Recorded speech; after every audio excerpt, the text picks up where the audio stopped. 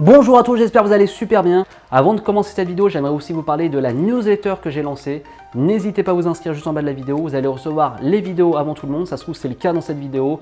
Tous les bons plans, les astuces bien sûr, avant toute la communauté, c'est un peu un club VIP de ma communauté. Enfin, si vous souhaitez me soutenir, n'hésitez pas à passer par moi pour votre assurance santé. Juste en bas de la vidéo, vous avez 5%. Vous avez aussi des transferts gratuits, des devis gratuits pour le cercle des vacances si vous comptez partir en Australie et prendre votre billet d'avion.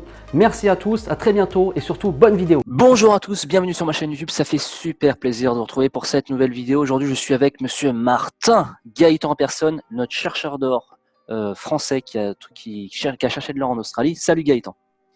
Salut Damien, comment ça va? Bah écoute, moi ça va super bien, je suis vraiment très heureux de pouvoir interviewer aujourd'hui sur la chaîne YouTube spécialisée sur l'Océanie quelqu'un qui est spécialisé dans l'or, parce que c'est vraiment une expérience totalement incroyable que tu as pu faire et qu'on va pouvoir partager auprès de la communauté. Alors déjà Gaëtan, présente-toi, pourquoi tu es parti en Australie? Alors donc je m'appelle Gaëtan, j'ai 29 ans, je suis parti en Australie, ça fait maintenant 3 ans et demi à peu près. Alors j'étais parti en fait pour réaliser un rêve de gosse, c'était d'aller chercher de l'or en Australie avec un détecteur de métaux. C'est ce que j'avais envie de faire depuis au moins 10-15 ans. Du coup, je suis parti avec rien, avec quasiment aucun argent dans la poche. Et pour réaliser mon rêve, tout simplement. Je suis parti, j'ai travaillé dur dans les fermes, comme tout le monde, en Australie. Et après, j'ai acheté mon détecteur, tout le matériel, et puis je me suis lancé dans la recherche d'or, tout simplement. Donc voilà. D'accord, donc Gaëtan est en train de vous dire qu'en gros il est parti en Australie avec le fameux visa vacances-travail. Pour les personnes qui ne sont pas au courant, hein, c'est un visa à l'heure d'aujourd'hui. Voilà, nous sommes le 10 juin 2019. C'est réservé aux 18-30 ans. Donc, si vous êtes dans cette configuration-là, et si vous avez plus de 30 ans, alors que je vous parle, vous pouvez partir bien sûr en visa touriste. Hein, Gaëtan vous en parlera plus tard. Donc, il est parti en Australie. T'es arrivé dans quelle ville du coup? Alors du coup, je suis arrivé à Perth, donc sur la côte ouest de l'Australie. Et pour une raison toute simple, c'est que donc comme mon but était de rechercher de l'or en Australie, c'est donc la côte ouest et la partie de l'Australie où il y a potentiellement plus de chances de trouver de l'or, comme les parties aurifères, les champs aurifères, comme ils appellent là-bas, les gold fields, sont beaucoup plus grands sur la côte ouest, la côte est de l'Australie. Du coup, c'est pour cette raison que je suis parti à Perth, tout simplement. D'accord. Donc, Voilà. pour ceux qui débarquent, hein, on vous met directement sur la carte, hein, la ville de Perth qui est située au sud-ouest, qui est la ville la plus éloignée du monde. La prochaine ville était Adelaide, à plus de 2000 km, si je ne dis pas de bêtises. Alors, Gaëtan, tu as commencé ton expérience par l'achat d'un véhicule, c'est ça? Alors c'est ça, j'ai acheté, au tout début, j'ai acheté une petite voiture, comme tout le monde, j'avais pas de sous pour chercher du travail, voilà, pour être mobile. Et après, j'ai économisé, j'ai travaillé dur, vraiment très dur, avec d'autres Français dans les fermes. Mhm. Et dès que j'ai eu assez d'argent, dès que j'ai économisé assez d'argent, je me suis acheté, évidemment, le 4x4. Ouais. Donc, indispensable pour voyager dans l'Australie tranquillement et puis surtout pour aller chercher de l'or, pour aller dans les coins reculés, c'est clairement Le obligatoire. le combo parfait pour aller dans les pistes, aller dans le désert. Voilà. Voilà, il y a plusieurs fois où je me suis embourbé même en 4x4, mais bien embourbé. On était à 3 ou 4 pour sortir le camion avec un autre 4x4, donc c'était donc voilà, vraiment à conseiller. Je conseille à tous les gens qui sont en Australie ou qui veulent partir en Australie, achetez tout de suite un 4x4, comme ça vous êtes peinard, vous pouvez aller partout et vous êtes tranquille, Voilà. Alors, quasiment partout dans tout le monde. voilà. Alors, on va resituer le contexte. Hein. En Australie, on vous conseille toujours d'acheter un véhicule dans l'état où vous êtes. Sinon, vous allez devoir vous déplacer en personne pour faire le changement de propriétaire. Vous avez 14 jours, sauf la partie occidentale, l'Océan Australien, le WA, pour les intimes, où en fait, vous faites le changement de propriétaire directement en ligne. Donc, c'est beaucoup plus simple au niveau de l'administratif. Donc, toi, Gaëtan, tu as acheté un 4x4. Tu as fait ça en ligne directement ou t'es allé sur place? Comment ça s'est passé pour le changement de propriétaire? Non, j'ai fait ça, j'étais là, à la préfecture, Voilà, on à la peut, chaîne voilà. comment dire, à la Ouais. préfecture pour l'immatriculation normale. Voilà. On peut faire ça directement parce qu'on est Ouais. sur place, mais l'avantage c'est que le véhicule du Gaëtan, on peut le vendre de n'importe où. Ça, c'est la particularité du Western Australia. On vous conseille toujours le Western Australia. Après, faites bien attention, bien sûr, au contrôle technique si vous connaissez rien à la mécanique, car le Western Australia, c'est facile, mais c'est aussi embêtant par rapport au contrôle technique où il n'y a pas d'exigence particulière. Voilà. On préfère, c'est important de le signaler pour toute personne qui arrive à Perse et qui ne connaît rien à la mécanique. Alors ton 4x4, avant de rentrer dans le vif du sujet, ton 4x4, tu l'as payé combien? Alors, je l'avais payé de mémoire, donc 5200 $. Donc, ça fait à peu près 3500 € à Ouais, l'époque, c'est ça. entre 3000 et 3500 €. Ouais. Donc, qui m'a tenu, je l'ai gardé donc 2 ans et demi quasiment. Oui, tu l'as. Et j'ai fait avec 80 000 km. Voilà. D'accord. Donc voilà, Il a bien roulé il est bien amorti. et voilà, il est bien amorti. J'ai eu juste un démarreur à changer en 2 ans et demi, donc ça va. D'accord. Est-ce que avant de commencer, avant de parler d'or, est-ce que tu aurais des petits conseils à nous donner? Parce que moi, par exemple, je connais rien du tout aux voitures, rien à la mécanique. Comment choisir son 4x4 en Australie?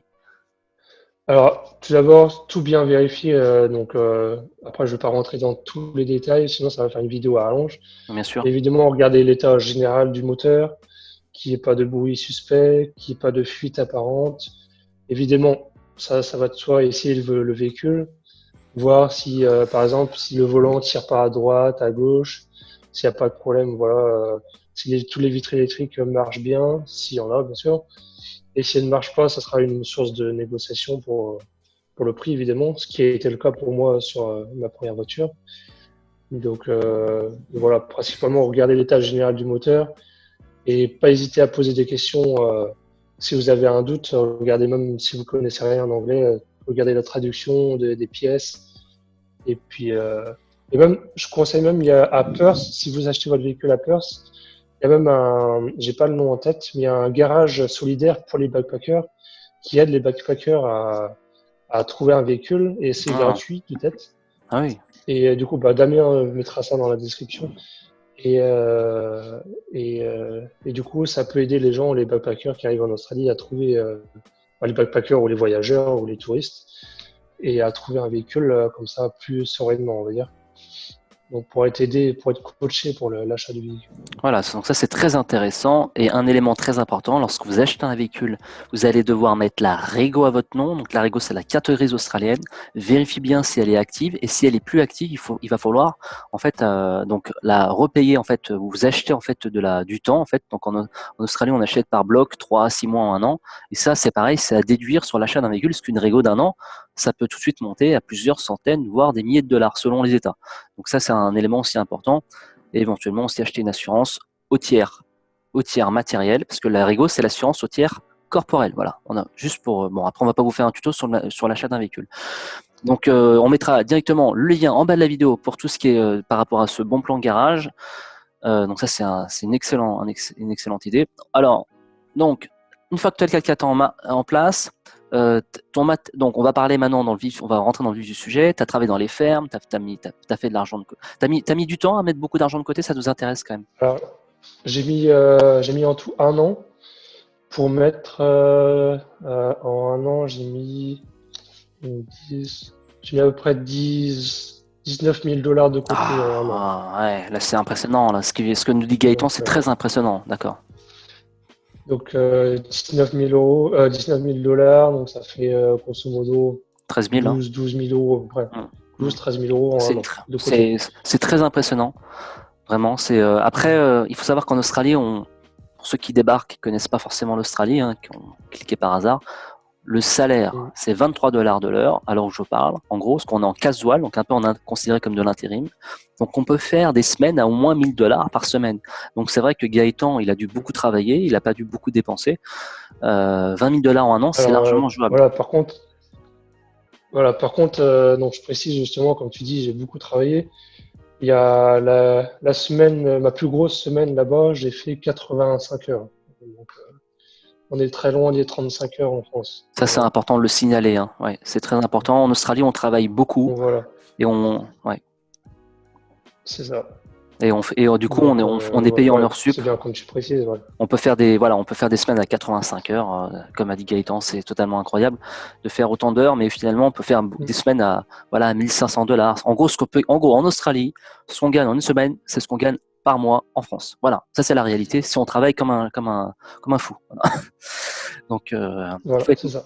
Donc, il faut savoir pourquoi vous travaillez. Si vous partez en Australie dans le but de faire de l'argent, il y a vraiment moyen d'en faire, que ce soit dans les mines, dans la construction, dans les fermes solaires. Enfin bref, on va pas vous faire un tuto là-dessus. Mais si vous êtes vraiment motivé, vous acharnez, vous ne mettrez jamais autant d'argent de côté qu'en Australie. Ça, c'est la réalité absolue.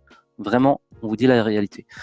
Et comment tu as fait pour mettre autant de côté? Ça nous intéresse. Avant de commencer à parler d'or, tu étais dans une... Alors, j'étais avec un autre Français d'ailleurs, avec d'autres Français qui travaillaient aussi à la ferme. On était dans une maison, une maison d'hôtes en fait. Pas une maison d'hôtes, ça s'appelle une share house là-bas. Oui. Une maison partagée en fait, une colocation tout simplement. Je cherchais une colocation. Et donc on était à 4, on payait de mémoire. C'était pas très cher, c'était 105. Il faut que je me rappelle. Ouais, dans les 100-150 $ par semaine. Je crois que c'était 150 par semaine. Hmm. Donc ça fait 600 $, donc ça fait à peu près 400 € grosso modo. D'accord. 400-450 €. Et donc avec une chambre et on avait une maison entière à nous 4. Donc une grande maison. Donc c'était plutôt sympa comme la vie là-bas. Et sinon, pour mettre de l'argent de côté, tout simplement, j'ai dit que je mettais à peu près 1000 € de côté par mois. Mais sachant que les salaires je faisais beaucoup d'heures, donc mon salaire était quand même très intéressant. Donc je mettais 1000 € par mois. Mais à côté, je ne te cache pas, je me privais pas spécialement. D'accord. Alors, Ouais, voilà, tu vivais normalement, quoi. Ils ont te faire je vivais plaisir. tout à fait normalement. Voilà. Très bien. Alors, Et, t'as travaillé où exactement? Dans quel endroit à peu près? Juste pour information. alors moi j'ai travaillé à Albany, ça s'appelle Albany, c'est une ville dans le sud de l'Australie, donc qui ressemble, justement, je suis breton et ça ressemble un petit peu à la Bretagne justement, donc c'est pour ça que j'étais pas trop dépaysé, c'est à peu près le même climat, C'est vrai. un petit peu plus chaud quand même, Ouais. mais du coup j'ai travaillé là-bas dans une ferme de patates, de pommes de terre. Ah. J'ai travaillé un an là-bas. Ah oui, Un an d'accord. pile poil. Ok, donc ça c'est vrai que le sud-ouest de l'Australie ressemble beaucoup à la France. Comme tu l'as dit, il y a des vignobles un peu comme à Bordeaux. Les plages d'Albany, c'est un peu la Bretagne, des eaux vraiment turquoises avec des espèces de rochers, etc. Donc c'est un peu la Bretagne, tu as totalement raison. Donc au passage, le sud-ouest, c'est pour moi les plus belles plages que vous allez trouver en Australie. Ça c'est important d'insister là-dessus, même si c'est pas du tout la C'est vrai thématique que de la vidéo. Si vous aimez les plages, et vous cherchez de l'or et vous voulez vous reposer, Espérance, Albany, Denemarque, Augusta, c'est de la folie. Voilà. Ça, c'est vrai. Ouais. Donc, tu as travaillé dans cette ferme de patates, donc c'est intéressant. Donc, éventuellement, on vous mettra directement le nom de la ferme en bas de la vidéo. Et là, en fait, tu as mis un max de côté et là, tu t'es dit, je vais passer à l'action, je vais pouvoir vivre ma passion sur le terrain. C'est ça. Alors, du coup, donc j'ai mis à peu près 20 000 $. Donc, c'est ce qu'il faut. Déjà, à savoir que le détecteur de métaux, il coûte un peu moins de 10 000 $ déjà. Ouais. Voilà, ça coûte 9 500 $. C'est Ouais. celui que j'ai acheté. Ouais. Il y a déjà la moitié des économies qui sont parties Ouais. dans le détecteur. Et donc, je l'ai acheté, celui-là, ce détecteur, je l'ai acheté à peu près un mois et demi avant de partir, avant de partir dans le désert, de commencer mon trip. Donc, justement, pour m'exercer, pour apprendre à l'utiliser. Pareil, j'ai acheté tout le matériel, par exemple, panneaux solaires, des batteries secondaires, tout ça, j'ai acheté aussi bien avant de partir. Pour être sûr que je sache les utiliser, les régler, pour vérifier qu'il n'y ait pas de problème aussi. Si jamais je me rends compte qu'il y a un problème avec tel équipement que j'ai acheté, je préfère le savoir avant d'être dans le désert au milieu de nulle part que voilà et tout de suite régler le problème. L'autonomie, c'est vraiment j'insiste vraiment, juste coupe Gaëtan, Voilà. l'autonomie en Australie, c'est la base, que ce soit au niveau du courant, de la nourriture, du matériel. Si vous faites de la vidéo, vous avez plein de batteries, éventuellement le panneau solaire. Là, on parlait vraiment du matériel de la voiture, c'est ça Gaëtan, au niveau du C'est panneau ça, solaire. voilà. D'accord. Donc, Ouais. panneau solaire, deuxième batterie à décharge lente et éventuellement un petit frigo. Ça, c'est vraiment le kit parfait pour si vous achetez un 4x4. Donc, vous mettra directement les photos hein, pendant qu'on parle. On va illustrer Ouais. cette vidéo, bien sûr. Vous êtes en train de regarder sûrement la photo du van, enfin du 4x4 de Gaëtan. Voilà, donc du coup, comme matériel, donc, il y avait le détecteur, je disais, les panneaux solaires, batterie, et surtout, si vous partez dans le désert, bien prévoir. Moi, j'avais constamment avec moi 3 roues de secours. C'est Ouais, le minimum que je m'étais imposé. Enfin, le minimum. Le minimum, c'est 2, mais 3 c'est bien. d'accord. Comme ça, vous êtes. Ça m'est déjà arrivé une fois sur 2 km d'en éclater 2. Donc, j'étais bien D'accord. content d'en avoir 3 au cas où. Ah ouais, d'accord. Ça c'est Donc intéressant. voilà, c'est ce qu'ils préconisent vraiment les prospecteurs expérimentés. Ils ont, voilà, c'est au minimum 2 voire 3 roues. D'accord. Moi, comme j'aime bien, je suis quelqu'un qui prépare bien, qui planifie Qu'anticipe. tout Ouais. bien, Ouais. qui anticipe. J'ai pris 3. Donc c'est pour ça que j'avais aussi le panneau solaire qui me permettait de charger constamment ma batterie de la voiture et en plus avec une batterie secondaire. Donc en cas de panne de batterie, ça peut arriver. J'ai une deuxième batterie et en plus la batterie et le panneau solaire pour recharger tout simplement ces 2 batteries-là. D'accord. Et qui en plus me servait à recharger les batteries du détecteur. Donc D'accord. qu'il fallait recharger tous les jours tout simplement. Donc Donc ça voilà, c'est donc vraiment la clé, sont en train de dire Gaëtan. Si vous partez dans le désert et même en Australie, investissez dans un panneau solaire que vous mettez directement sur votre véhicule. Après, il y a un système de câbles. Hein, on va vous expliquer comment ça marche.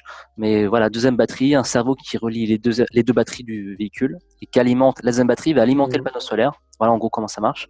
Au niveau du panneau solaire, quelle est la puissance du panneau solaire? Alors c'était un de 200 watts de D'accord. mémoire. Voilà, ouais, c'est Euh, ce que. Ouais. un bon panneau solaire. Ouais. Donc clairement, moi j'ai pris un peu plus puissant, mais à l'heure d'aujourd'hui, je reprendrai pas aussi gros. Donc avec 200 watts, vous êtes vraiment tranquille, vous faites tourner un bon frigo dans votre voiture sans problème. Donc rien que si vous prenez un entre 100 et 150 watts. Donc en général, ce qui se vend le plus, c'est 120 watts à peu près. Et avec ça, vous aurez absolument aucun problème pour charger votre batterie de voiture, de détecteur, et utiliser votre frigo aussi sans problème. Voilà, ça D'accord. suffira largement. Donc 120 watts. Est-ce que tu as une marque à conseiller ou on peut trouver n'importe quelle marque? Alors bah moi, je me suis pas embêté. J'ai été tout simplement sur eBay et D'accord. j'en ai acheté un là-bas sur eBay. Et au prix de mémoire, c'était 160 $. D'accord. Donc ça, c'était par contre, il faut prévoir un régulateur aussi avec le panneau solaire. Donc vous en avez qui se vendent directement avec des régulateurs, mais bon, ça savoir après. De toute façon, c'est pas le sujet de la vidéo. On va pas s'attarder sur tous les Non. termes Non, non. techniques. Bien sûr. Donc voilà. D'accord. Et juste que si on achète sur eBay en Australie, tu t'es fait livrer à un point, comment ça marche? Parce que tu n'avais pas d'adresse? Bah, du coup, je me suis fait livrer à la maison d'hôte où j'étais à la D'accord. colocation. Ok. Du Ah coup, oui, tu avais anticipé, oui, d'accord. C'est quand tu étais toujours en ferme, si- tu avais préparé le terrain. ah oui, oui, oui. Ah, j'ai D'accord. tout acheté avant de partir. Voilà. Non, le détecteur de métaux. Excuse-moi. Ah oui. Ouais. Alors le détecteur sur sur Internet aussi, pas sur eBay.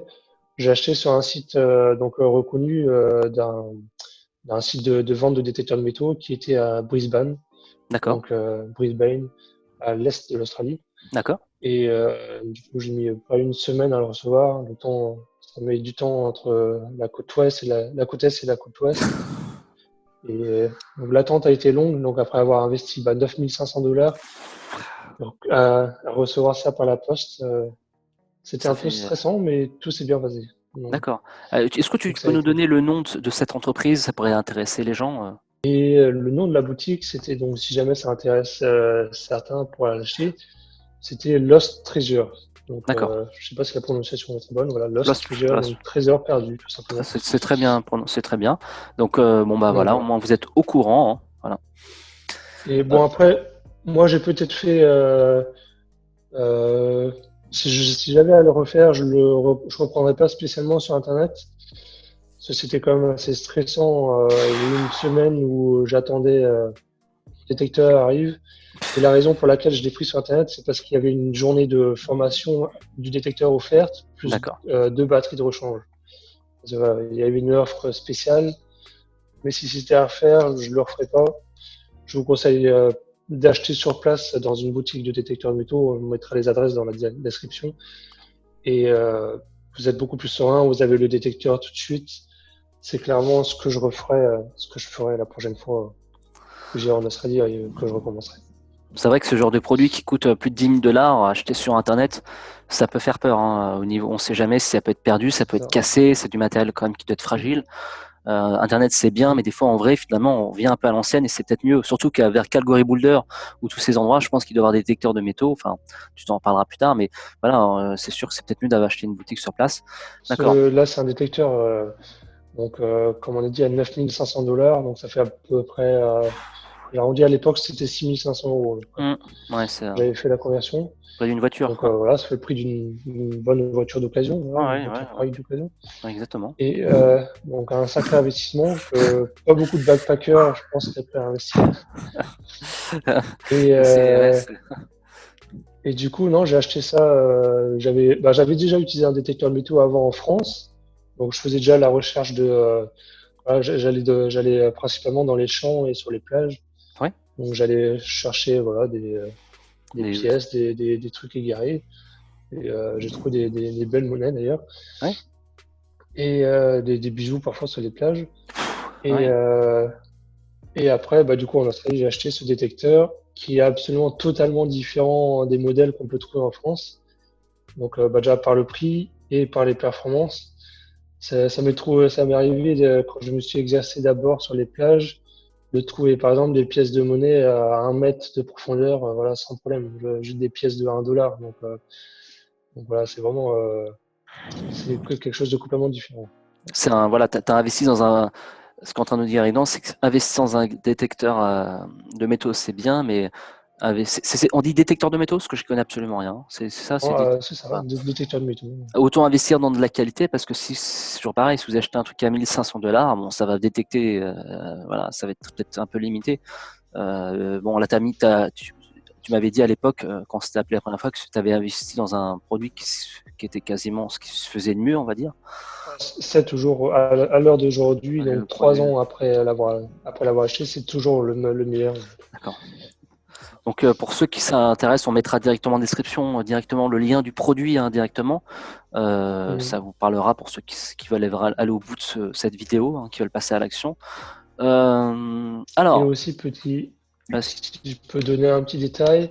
Alors donc c'est pas pour faire de la mauvaise pub pour les boutiques françaises de détecteurs de métaux, mais je vous conseille vraiment d'acheter ce détecteur, ne surtout pas l'acheter en France. Tout simplement parce que en France, vous allez le payer. J'ai pas regardé les prix dernièrement, mais quand je l'ai acheté, le jour où je l'ai acheté il y a 3 ans, il était en France à 8 000 et quelques euros. Alors que ici en Australie, moi je l'ai payé 6 500. Voilà. d'accord. Et Parce que du coup, il est importé d'Australie en France, vers la France, et il y a plein de taxes qui s'ajoutent, etc. Donc, ouais. Alors, pour la petite information, si vous achetez du matériel électronique, des vêtements, vous pouvez récupérer donc la fameuse GST qui est la TVA. Donc, avant de partir en Australie, d'Australie, vous allez directement à l'aéroport international. Donc, à Sydney, ça marche. Renseignez-vous selon les aéroports. Vous allez pouvoir récupérer cette fameuse GST. Il faut dépenser au moins 300 $ dans le magasin. Donc, alors après, bon, sur un produit à 9 000 $, ça, il faut. Après, tu as des conditions aussi sur le délai. Je crois que vous avez. c'est un mois de mémoire. Voilà, vous avez un mois pour récupérer la GST. Mais par contre, il faut partir du pays. Donc, Gaëtan, sachant que lui, il allait rester, il ne pouvait pas vraiment récupérer cette GST. C'était pas intéressant pour moi. En plus, pour 9 000 $.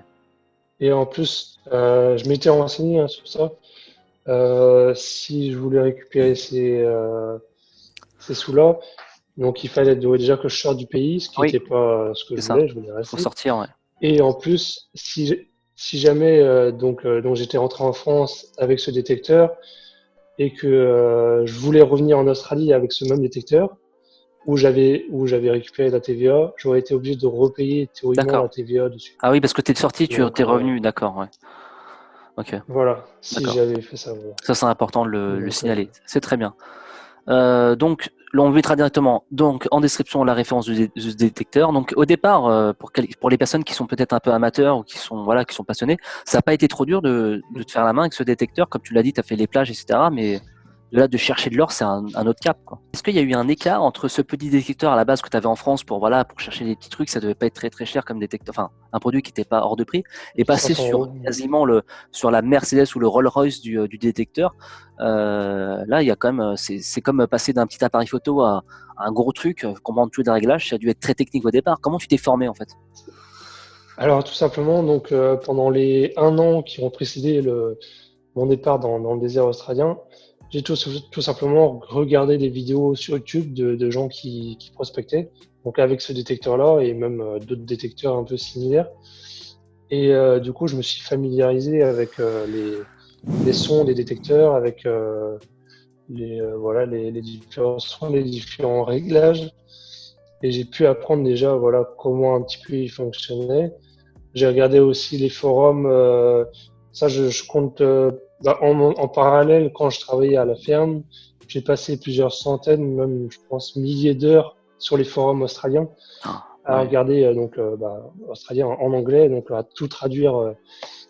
À l'époque, j'avais pas le niveau d'anglais que j'ai actuellement, ouais, donc et donc à tout traduire avec tous comment dire, les termes techniques concernant la prospection.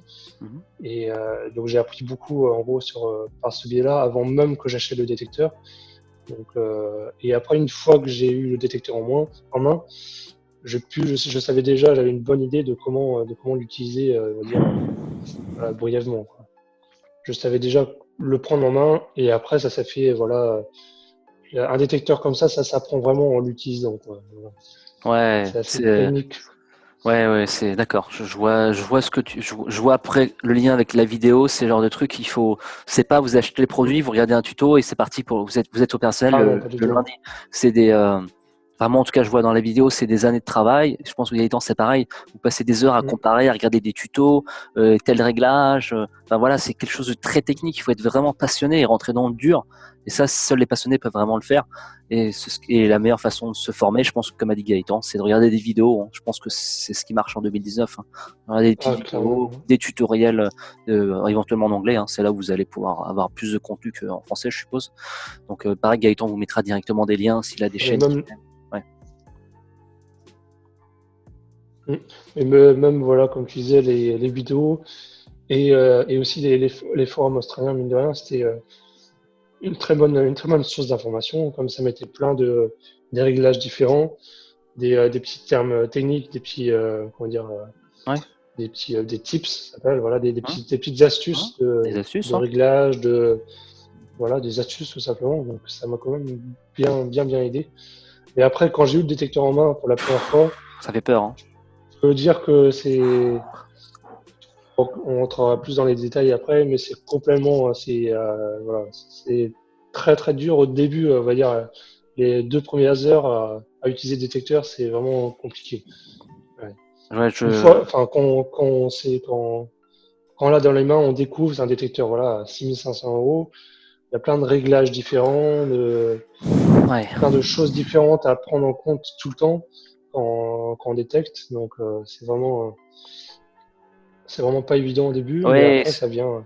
c'est Voilà. pas genre, c'est pas genre détect. En fait, c'est comme de la vidéo, c'est pas un appareil. Tu te mets en tout automatique et t'as un résultat. Si vous voulez vraiment un C'est résultat, il ça. va falloir rentrer dans des réglages, bidouiller tous les boutons, comprendre les trucs. Et ça, comme a dit C'est Gaëtan, ça. c'est des centaines, voire des milliers d'heures avant d'avoir un résultat C'est ça. et de trouver éventuellement de l'or. Ça, c'est l'objectif, on va dire, le produit final. Mais bon, ça, c'est pas forcément ça ce qui motive au départ. Par Euh, exemple, je donne un petit exemple. Quand j'ai essayé, donc quand j'ai reçu mon détecteur, je l'ai essayé au début dans le jardin de ma maison d'hôte. Et voilà, tout simplement. ouais, Et alors, en fait, ce détecteur, il est extrêmement sensible à tout ce qui est les ondes électromagnétiques. Donc, on en parle beaucoup aujourd'hui, il y a la 5G et tout ça. Et par exemple, rien que si je mets mon portable juste à côté du détecteur, il va devenir fou. d'accord. Et en fait, juste à côté de cette maison d'hôte, il y avait il y a toujours une antenne relais de téléphonie. Et en fait, dès que j'allumais le détecteur, ça faisait des bruits, enfin, le détecteur devenait fou. Donc au début, je comprenais pas d'où ça venait. Il m'a fallu quand même Ah ouais, c'est. quelques jours avant de comprendre d'où venait ce son. D'accord. Mais Ouais, ouais. donc voilà, Ah, de non, toute façon, c'est vraiment. c'est en testant et en pratiquant qu'on devient bon. Il n'y a pas de Ouais, miracle, c'est valable dans exactement. tous les domaines. Hein. Ouais. Ça peut être, c'est valable dans tout et voilà, il n'y a pas de miracle. Il faut affronter Il la a fallu difficulté. plusieurs, il a fallu plusieurs semaines, plusieurs mois pour le maîtriser, voilà, entièrement, ce détecteur, Ah dans ouais, le donc désert. voilà. Donc là, Donc, cette vidéo, elle va dire, elle est destinée. Alors, on va essayer de vous donner les informations de base. De toute façon, il y aura directement le lien de la chaîne YouTube. Gaëtan et son lien Facebook ou Instagram pour si vous avez des questions à poser. Là, on est plus oh, pour vous donner voilà, des informations ouais. globales, pas pour vous expliquer comment ça marche, hein, mais c'est pour donner les grandes lignes. Alors, Gaëtan, comment ça s'est passé? Donc, tu es parti de la ferme, tu as eu de l'argent de côté, tu avais tout ton artillerie, ton setup, etc. Donc, tu étais prêt, on va dire. C'est ça. Et comment tu es passé à l'action, sachant que l'Australie occidentale, vous voyez que l'Australie, derrière moi, l'Australie est un énorme bloc. L'Australie occidentale fait 5 fois la France. Donc, c'est comme si Gaëtan s'attaquait à un État qui était grand comme 5 fois la France, soit 2,5 millions de kilomètres carrés. Je ne sais pas si vous vous rendez compte, quasiment la taille d'une partie de l'Europe. Comment tu t'es pris, Mhm. comment tu as ciblé tes zones? Ça, c'est intéressant. Alors, bah, justement, comme je disais tout à l'heure, les tutoriels en vidéo et non pas les tutoriels, pardon, les vidéos sur Internet et les forums de détecteurs, de prospecteurs australiens. Mhm. Donc, où justement, il y avait déjà marqué, on va dire, les grandes lignes, les villes minières, en fait. Ça me donnait une indication sur les zones, vraiment la zone géographique à cibler. Et aussi, je me suis aussi aidé d'un logiciel, ça s'appelle Tengraph, on mettra le lien dans les descriptions. C'est en fait un logiciel avec le cadastre australien, en fait. C'est un sort de cadastre. Et vous avez, si vous voulez, toutes les concessions minières en Australie. Concessions actives ou qui étaient actives auparavant. Et vous pouvez voir, donc si vous regardez en temps réel, vous pouvez voir tous les mines d'or qu'il y a eu dans le temps. Et comme ça, vous pouvez cibler vos recherches, en gros, grâce à ce logiciel, grâce au cadastre. Et du D'accord, coup, c'est donc, comme ça que j'ai pu trouver ma première location, mon premier endroit, voilà, où aller chercher, hein. donc ça, c'est, en fait, le logiciel montre les anciennes mines, pas les mines actives, hein, c'est les anciennes. Ah si, ça montre tout. Sous, d'accord, Ça ça montre. montre, ça montre les mines des années 1800, enfin de la début Ah ouais, fin d'accord. 1800, là, Hmm. le début de la ruée vers l'or jusqu'à aujourd'hui. C'est actualisé en temps réel tous les heures, enfin toutes les Ah minutes. ouais, d'accord. Et ça, c'est pas une application, c'est un logiciel, c'est ça? C'est un logiciel, ouais, ouais. D'accord. Donc c'est un Et, logiciel à installer sur votre machine, très bien, donc, sur l'ordinateur, hein, sur ouais, pas sur l'ordinateur, le détecteur. bien sûr. Voilà, Oui, oui, tout enfin à sur la fait. machine. Machine pour moi c'est ordinateur. Enfin bon, c'est pas grave. Et Euh, ouais. donc ce logiciel est installé directement sur votre ordinateur. Donc ça, on vous mettra des C'est captures ça. d'écran éventuellement. Là, on rentre un peu plus dans le technique. Donc ça, c'est vraiment Euh, l'outil à qui est avoir, gratuit aussi. qui est gratuit. Donc ça, c'est Ouais. important de le signaler. Et donc du coup, tu as commencé vers où à peu près? Comment t'as... Alors moi j'ai commencé donc certaines personnes situent Kalgoorlie déjà. Ouais.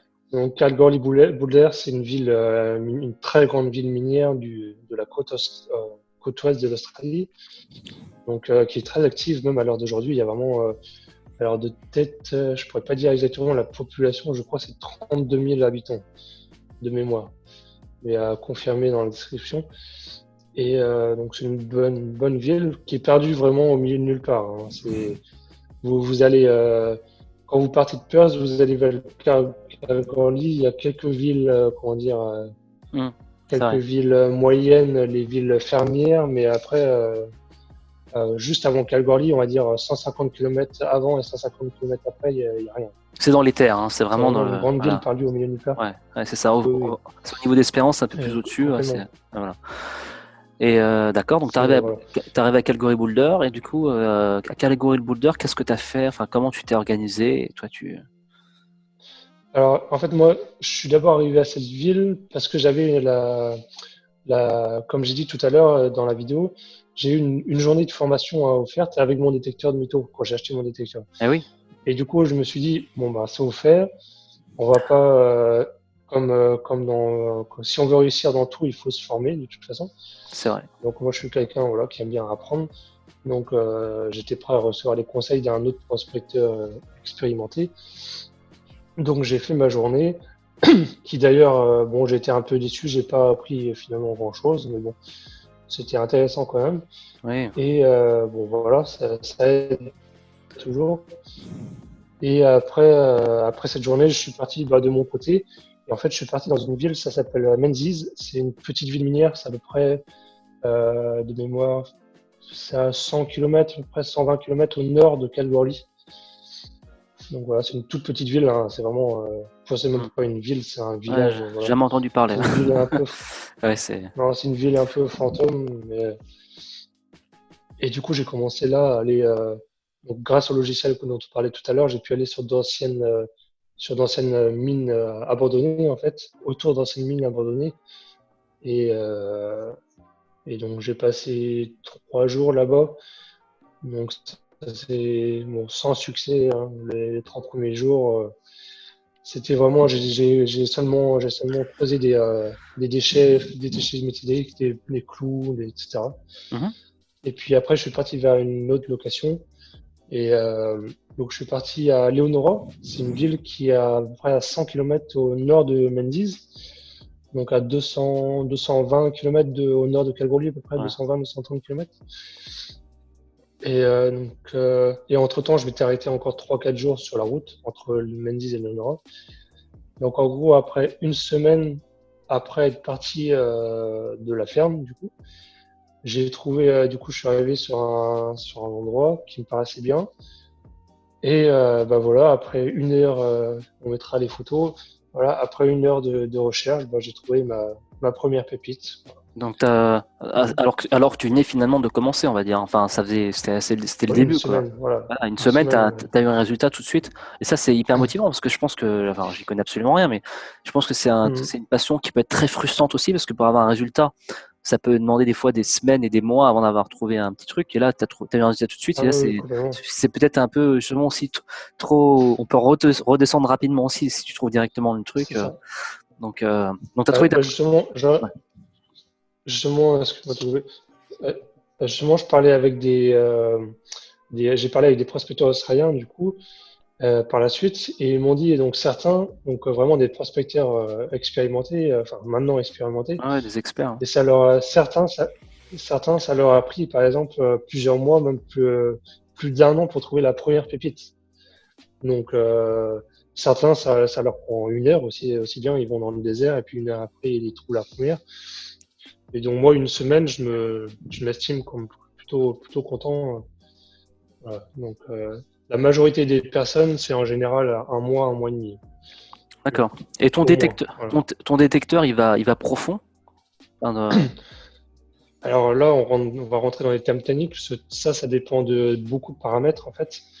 Donc, il faut savoir, donc, la Terre, donc, comme tout le monde sait, l'Australie, la Terre australienne est rouge, Mhm. donc en grande partie, et tout simplement parce que à cause de la présence de fer dans le sol australien, la forte présence de fer, et donc ce fer, donc comme tout le monde le sait, ça fait sonner les détecteurs. Et en fait, c'est pour ça que j'ai acheté ce détecteur à ce prix-là, voilà, ce détecteur particulièrement. C'est parce que donc les sols en Australie on appelle ça très minéralisés. Donc, ce qui fait que quand on passe au détecteur, un détecteur basique qu'on achète en France, en fait, il va sonner tout le temps. Par exemple, il va faire des sons, voilà, il va sonner pour rien en fait. Il va croire que le sol, en fait, c'est une cible. Ce qui est assez bon, embêtant quand même. Mhm. Et du coup, ce détecteur-là arrivait à gérer tous ces paramètres. Et du coup, on arrivait, comment dire, à avoir un détecteur assez performant par rapport aux autres détecteurs en France. Et du coup, tu me demandais en termes de profondeur. En fait, ça dépend. Je ne peux pas donner de termes précis, d'exemples précis, parce que ça dépend des terrains. Il y a des terrains où, par exemple, on parle de la minéralisation des sols. C'est des termes assez techniques, voilà, dans la prospection. Et certains terrains étaient très minéralisés. Ouais. Donc, les détecteurs, on était obligé de baisser la puissance en fait, des détecteurs. Ah oui. Et d'autres étaient très peu minéralisés. Là, on pouvait exploiter le détecteur, voilà, beaucoup plus, le pousser un peu plus. Donc voilà, sur un terrain, pour une même pépite, aussi bien on peut la trouver à 1 cm de profondeur. Et sur un autre terrain, la même pépite, on peut la trouver à 10 cm, par exemple. Exactement. Donc Voilà, ça dépend vraiment des terrains, des terrains où on allait, voilà, tout simplement. Ouais, ça dépend. D'accord, ça dépend où tu. D'accord, exactement. Très bien. Mais pour donner un exemple, ça met les plus grosses pépites que j'ai trouvées. Bah, du coup, bah voilà, par exemple, une partie, voilà, ça s'appelle un spécimen d'or.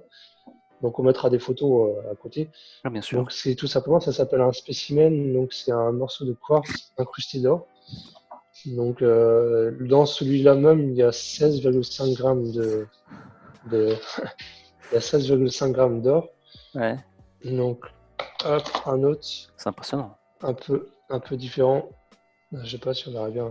Ah ouais, on Je mettrai voit. d'autres vidéos après. Ouais, on Et vous voilà, en mettra des devine. photos aussi. On alimentera. Ouais, des photos et vidéos.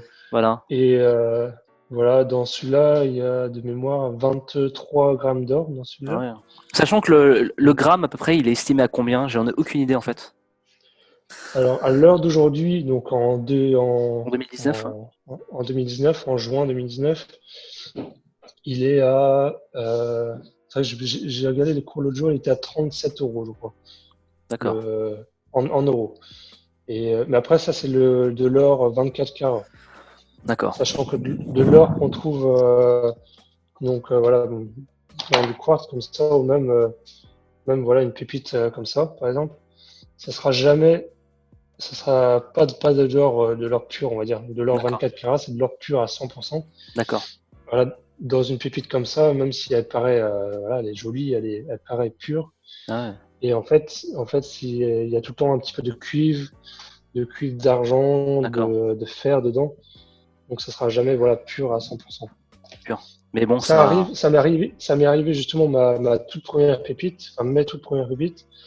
Je suis tombé, parce que bah, je suis quelqu'un de chanceux, Oui, je oui. suis tombé sur un coin où j'ai fait faire des tests après sur les pépites. Bah, quand je les ai vendues, elles étaient à 99,2% pures, Ah, ce ouais, donc qui est, c'est. ce qui est extrêmement rare voilà, en Australie. C'est vraiment, c'est un coup voilà, Ouais, un coup de chance absolument voilà, génial. C'est en général la pureté, voilà, je donne une indication pour donner une idée. Dans le coin où j'étais, la moyenne de pureté, c'est entre 89 et 94% de d'accord. pureté. Ok. Donc moi, j'étais voilà, bien chanceux. Donc voilà, puis là, je reprends voilà, un autre exemple. Ouais, c'est Hop, des. Ouais, c'est. Ouais. des belles pièces. Hop, voilà, je l'écoute. Oui, bravo Gaëtan.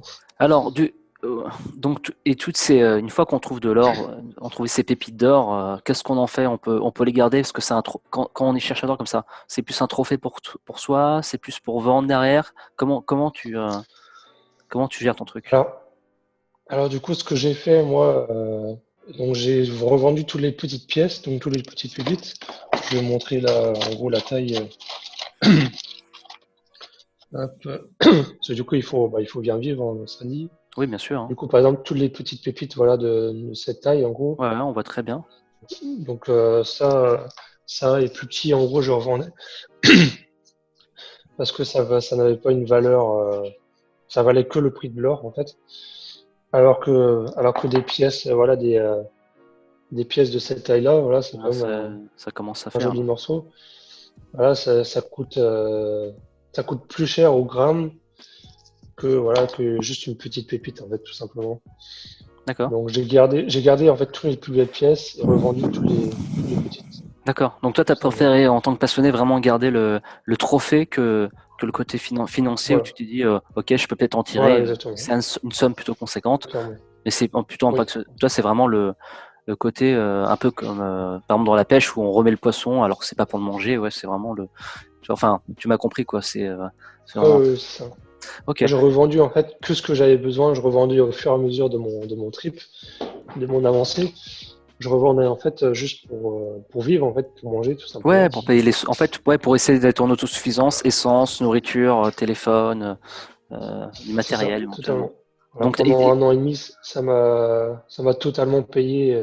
d'accord, ça c'est Donc, intéressant. enfin, uniment l'or, les petites pépites d'or, ça m'a tout payé. Voilà, j'étais en totale autonomie Ça, ça, avec ça, ce c'est que je trouvais. c'est Voilà. très intéressant. Donc voilà, comme Gaëtan est en train de nous dire, bon, il était comme passionné avant, il s'est formé sur le terrain en Ouais, regardant des forums, voilà.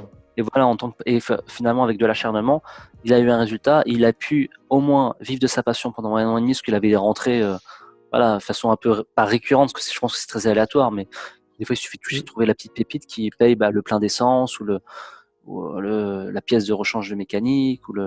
Voilà. Donc ça. Par exemple, je vais donner un exemple, justement, c'est bien que tu en parles. Donc, un plein d'essence, ça me coûtait là-bas de mémoire à peu près $80, à peu près. 80 $ à peu près. D'accord. Donc, $80, j'essaie de trouver une pépite correspondante, à peu près. Voilà. Donc, en gros, voilà. En gros, rien que cette pépite, voilà, Ça paye le plein. ça me payait mon plein d'essence. D'accord. Pour donner une idée. Et pour trouver par exemple, une pépite comme ça c'est très aléatoire, après, je suppose, mais il y a moyen de trouver en cherchant et tout. Ah, bien sûr. Alors, ça, c'est une pépite. Donc, elle fait à peu près 1 gramme 2, à peu près 1 gramme 3. Donc, c'est plutôt facile à trouver, on va dire. Ouais, facile. Après, entre guillemets, oui. Je suis quelqu'un de très chanceux. Et par exemple, j'ai trouvé ma première pépite en 1 semaine, comme je te disais. Et après, les jours d'après, j'ai eu, pendant mes 1 an et demi, des jours, j'ai eu beaucoup de chance, alors que j'ai rencontré justement un Français là-bas, avec qui j'ai prospecté, j'ai emmené sur un coin.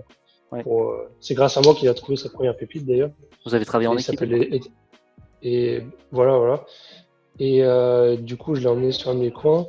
Et lui, juste avant, donc il était par lui-même, il a mis à peu près il était à peu près 2 mois de mémoire par lui-même, où il a rien trouvé.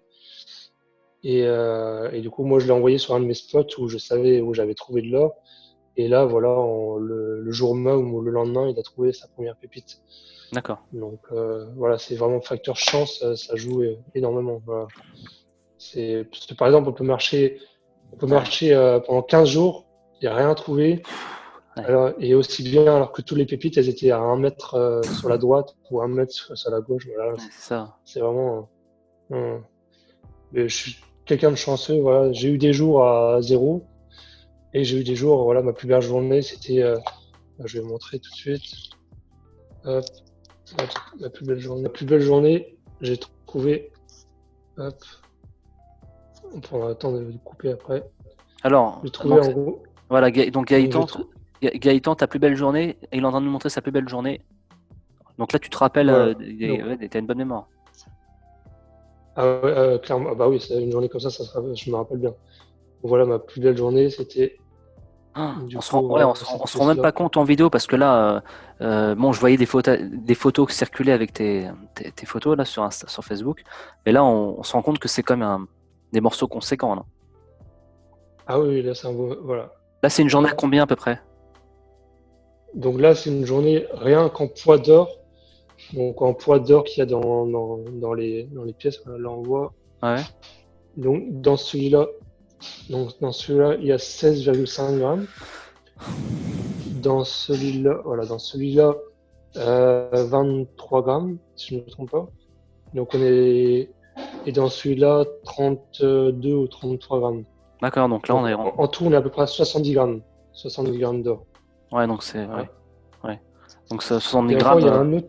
Donc ça fait des journées à environ 2000 €. Enfin, je me rends pas trop compte, mais ça fait des belles. Voilà. Rien qu'au prix de l'or. Sachant que des pièces comme ça, ça se vend. Ça peut se vendre à des collectionneurs à peu près le double. Donc, voilà. D'accord. Grossièrement. D'accord. Donc sachant que toi, ça pourrait se vendre en France, par exemple, ça, non? Tu pourrais le vendre en France? Ah, clairement, oui. J'ai déjà eu des demandes, de gens qui voulaient en acheter. Donc, moi, je compte les garder. Voilà, c'est pour ma collection. C'est vraiment sentimental. Bah, par exemple, des pièces comme ça. Du coup, moi, j'en ai trouvé 3 en une journée. Voilà, donc vous pouvez voir. Là, je mettrai des photos, des belles photos. Ouais. Les striures dedans, là. Ça fait un peu comme des toiles d'araignée, un peu de Spider-Man. Et par exemple, ça, c'est des trouvailles qu'on trouve que certains prospecteurs qui font ça depuis 20 ans ou 30 ans n'ont jamais trouvé ça, par exemple. C'est du lourd, quoi. On se rend pas forcément compte que on n'est pas forcément, enfin moi en tout cas, mais c'est vrai que c'est des trouvailles uniques, quoi. Ouais. Ah oui, oui, clairement, ouais, c'est ça. Et rien que par exemple, du coup, donc ça c'est ma plus grosse pépite, donc pépite, voilà, 100 quartz, voilà. Elle fait 18,6 grammes par exemple, celle-là. Et, euh, et celle-là, donc j'ai croisé quelques autres prospecteurs et qui n'ont jamais trouvé aussi gros, par exemple.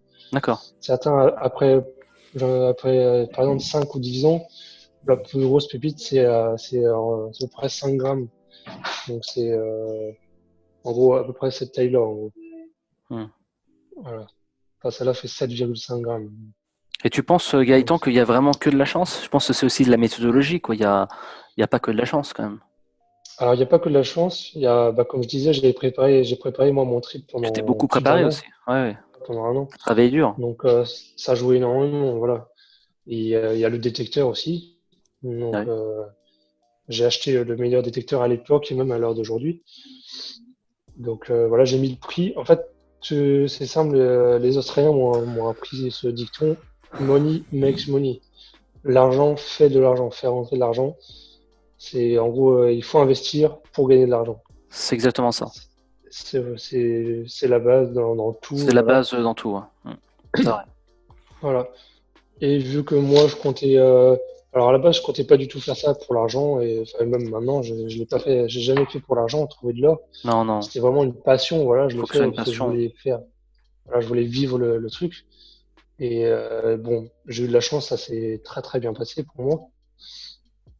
Et, euh, et donc voilà, j'ai pu continuer mon trip, j'ai pu revendre mon or, comme je disais, au fur et à mesure, et puis ça Au s'est moins, bien passé. au moins, t'as pu financer, t'as pu financer pendant un an, un an et demi de passion. T'as pu, Mm. voilà, t'as pu faire ton rêve.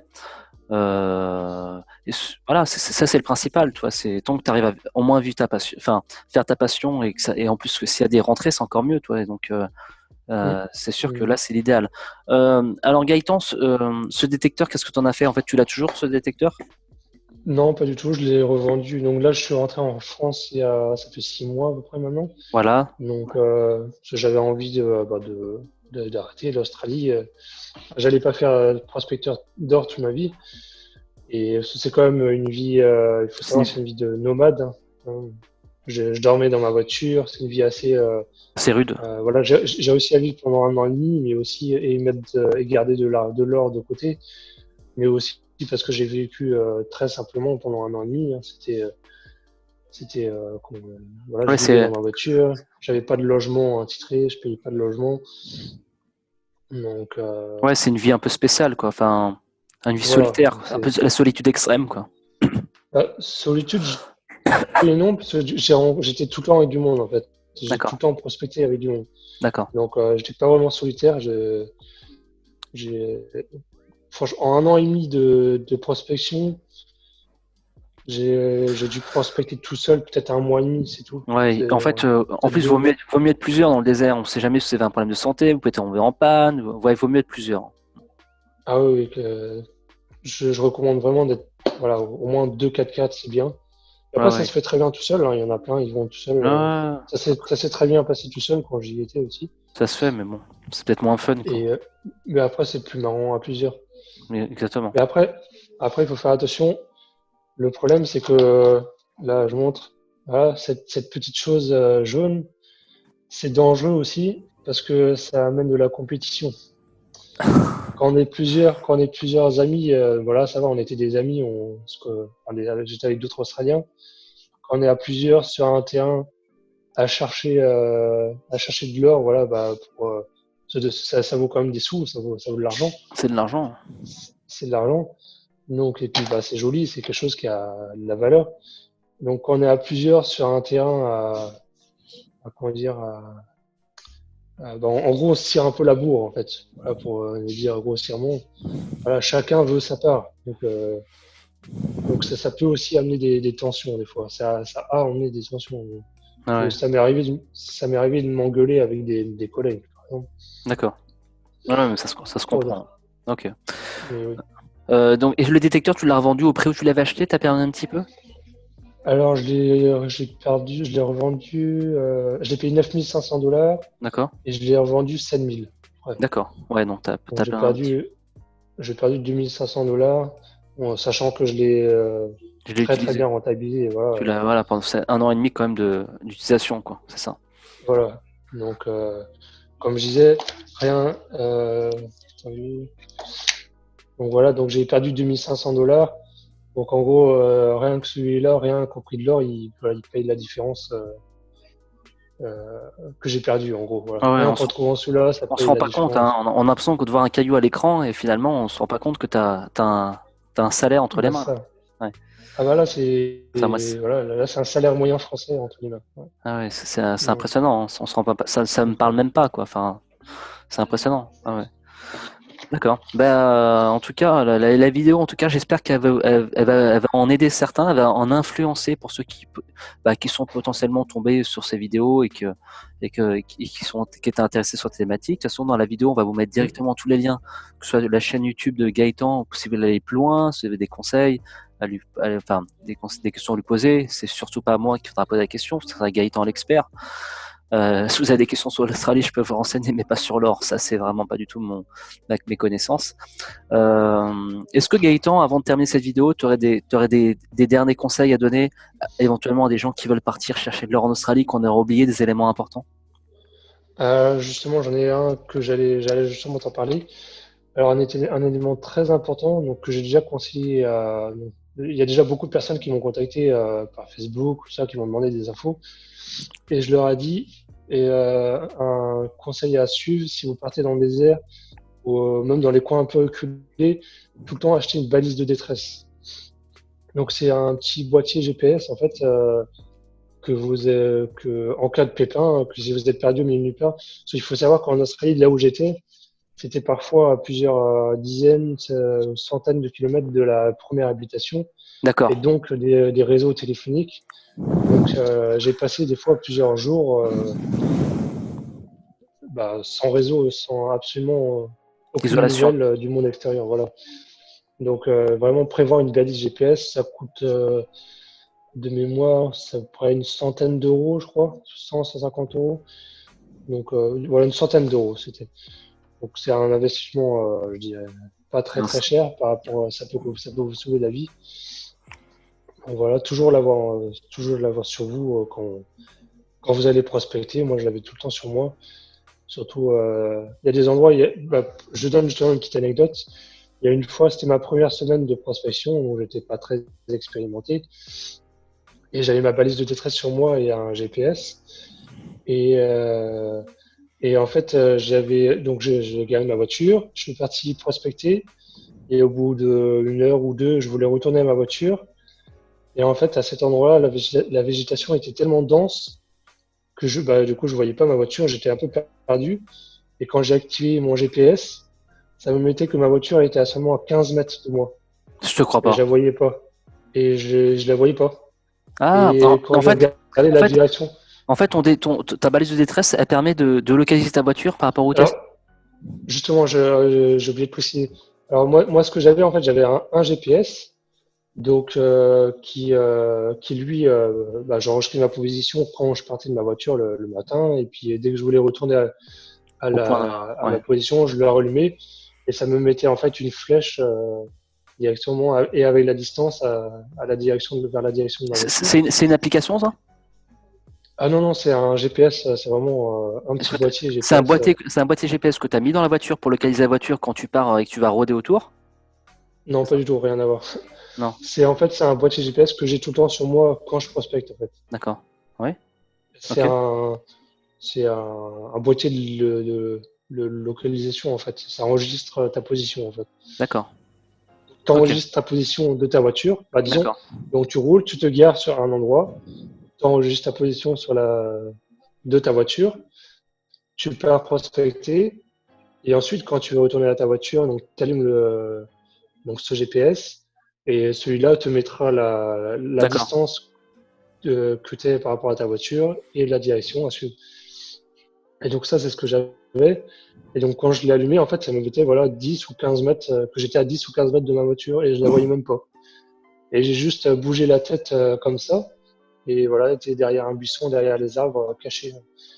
Donc c'est vraiment ça à avoir avec soi. Ça, c'est très Donc en fait, intéressant. c'est le G. c'est le GPS que je dis qui a eu à peu près une centaine d'euros. Et en fait, la balise de détresse, ça, c'était dans les $300. Ça, j'ai confondu les prix. D'accord. Donc Et c'est ça, pas c'est à grave. peu près, donc, voilà. Mais D'accord. j'ai confondu les deux. C'est pas grave. Donc, et donc deux éléments, balise de détresse en cas d'extrême, hein, donc on va en parler juste Voilà, après. exactement.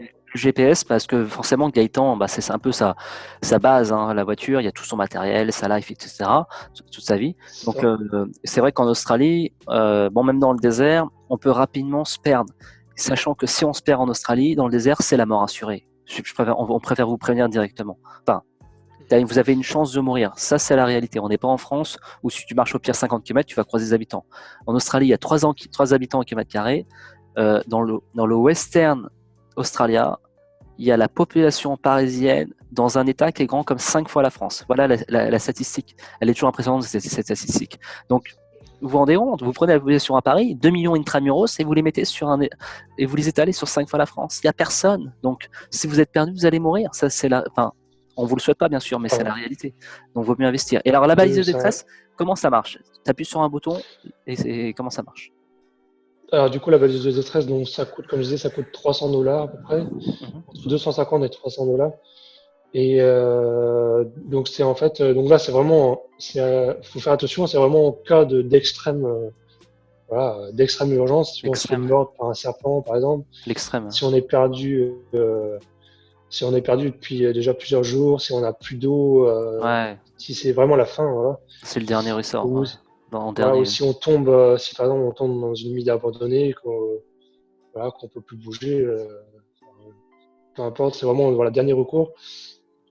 Et en fait, c'est tout simplement, c'est comme un petit boîtier en fait. C'est tout simple, il suffit de déplier l'antenne, d'appuyer sur un bouton et ça active tout de suite les secours. Et ensuite, voilà, ils envoient les avions vous localiser, les avions et les 4x4, enfin les secours. Ah ouais, C'est vraiment quelque chose de lourd, voilà. selon la situation, Donc, on envoie ça souvent rigole pas. par hélicoptère ou même les flying doctors. Pas par hélicoptère, pas dans le désert, parce que les distances sont trop grandes. D'accord, donc on envoie des avions. Mais D'accord, donc on envoie voilà, des avions directement. Et ça, c'est des choses qui peuvent malheureusement arriver. Donc ça, c'est important de le ça arrive tous signaler. les ans. Donc Ouais. voilà, quand on se perd en Australie, quand on tombe en rade, il faut vraiment partir à plusieurs véhicules, comme quand on attaque les déserts. On part dans les Kimberley, on part dans le Simpson Desert, Calgary Boulder et le terrain, enfin la rapide Calgary Boulder. Ouais, il faut vraiment être préparé. Hein. Donc ça, c'est important. Donc ça, c'est bien que Gaëtan en ait parlé dans la vidéo. C'est Euh, ça. Justement, je vais donner une petite anecdote que j'ai entendue par des amis prospecteurs. Un truc tout bête, il y a une fois, ça fait déjà quelques années, un prospecteur qui allait donc, qui était sur la route principale, hein, la voie express d'Australie, enfin la route entre Leonora et Kalgoorlie, euh, qui a vu un dromadaire sur la route, au bord de la route. mhm. Et non, qu'est-ce que je raconte? Un chameau, pardon. Oui, les Il camels. faut savoir En Australie, c'est voilà, les camels. Il y a 1 camels. million de camels. Hein. Ouais. C'est Voilà. ouais. Il faut savoir qu'en Australie, c'est le seul pays au monde où il y a des chameaux sauvages. Hein. C'est la petite anecdote. Ouais. Et, C'est et la plus grande concentration de camels hein, au monde aussi. Ouais.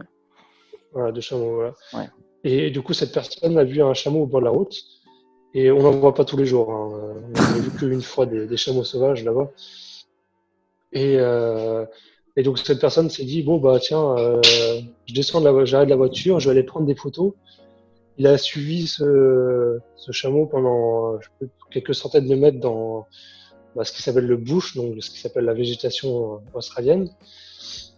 Et en fait, n'avait pas pris, comme il s'est dit, oh, bah, c'est juste pour quelques centaines, je serai juste à 100 mètres ou 200 mètres de la voiture. Pas besoin que je prenne mon GPS, pas besoin que je prenne ma balise de détresse. Cette personne s'est perdue s'est perdue tout simplement, et on l'a jamais retrouvée. Elle est toujours à ce jour, de mémoire, ça fait 10 ans, je crois, cette histoire.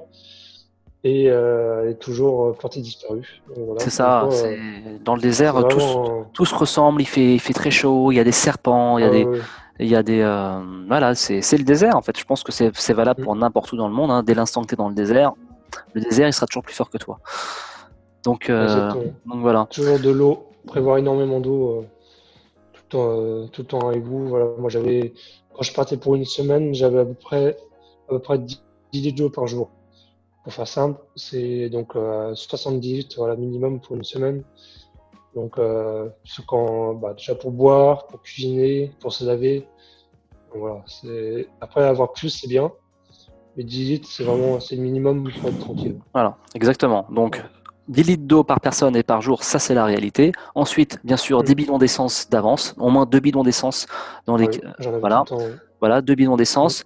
3 roues de secours, parce que comme a dit Gaëtan, en fait, quand vous allez rouler dans le bush, dans les dirty roads, les gravel roads, en fait, des fois, tu as des routes, tu as des graviers tranchants, donc qui vont éclater vos pneus. Mm. Et ça, il y aura pas, en fait, on se rend pas forcément compte. Mais alors moi, je suis pas allé comme Gaëtan, vraiment dans l'extrême, mais en van, en fait, même dans le désert, seulement tous les 250 km, vous avez une station essence. Donc, vous voyez que, alors où Gaëtan était, là, il y avait vraiment rien. Donc, il faut la clé en Australie, surtout dans le désert extrême, c'est l'autonomie à 100%.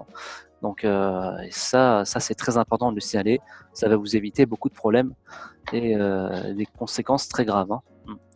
Donc voilà, être bien préparé, voilà, être bien équipé. Donc, pas partir voilà, sans rien. Après, si vous voulez juste partir pour, par exemple, juste une semaine et essayer la prospection, ils font à Calgary, c'est organisé des tours opérateurs, enfin des tours de prospection, en fait, ça s'appelle comme ça, Prospecting Tours. Ouais. Et du coup, bon, c'est pas donné, hein, c'est une centaine d'euros la journée de mémoire. Ouais, mais bon, moi, Et, c'est encadré, quoi. mais voilà, mais comme ça, donc ça va vous coûter en gros entre 700 et 1000 euros à peu près la semaine, entre une semaine et 10 jours à peu près. C'est encadré. Donc ça c'est hors nourriture, hors essence, hein, bien sûr. Et mais là au moins vous êtes encadré, vous avez, Voilà, si vous voilà, souhaitez, vous avez si tout le vous, matériel, les conseils. voilà, pour les gens un peu frêles, peut-être que ça peut avoir un sens de Voilà, commencer ça comme c'est très ça. bien. Voilà, c'est très bien. Tout à Bah fait. voilà. Bah écoute, merci Gaëtan en tout cas pour toutes ces informations. Cette vidéo vraiment très Ah bah, avec complète. plaisir. On vous mettra donc toutes les informations complémentaires pour ceux qui sont allés au bout de cette vidéo. Déjà, respect, parce que vous avez tenu jusqu'au bout de la vidéo, mais en tout cas, ceux qui sont intéressés, ça a forcément été passionnant. On vous mettra toutes les informations complémentaires, voilà, pour vraiment bien vous préparer. Il n'y aura plus qu'à passer à l'action si vous souhaitez faire comme Gaëtan, chercher de l'or et faire votre passion en tout cas, parce que je pense qu'il faut vraiment être passionné pour faire ce genre de truc. Enfin voilà. Bah, merci en tout cas Gaëtan, vraiment un grand plaisir, un énorme. Avec plaisir. Merci à toi aussi. Ça fait vraiment plaisir d'inviter des gens sur cette chaîne YouTube, des créateurs et des gens qui sont passionnés, qui sont un peu d'une expérience un peu atypique, autre que PVT classique où je travaille dans les fermes. Ça c'est super intéressant. Donc voilà, je te souhaite vraiment bon courage pour la suite. Et si tu es passionné, ça Toi t'ira aussi. vraiment très loin. Et voilà,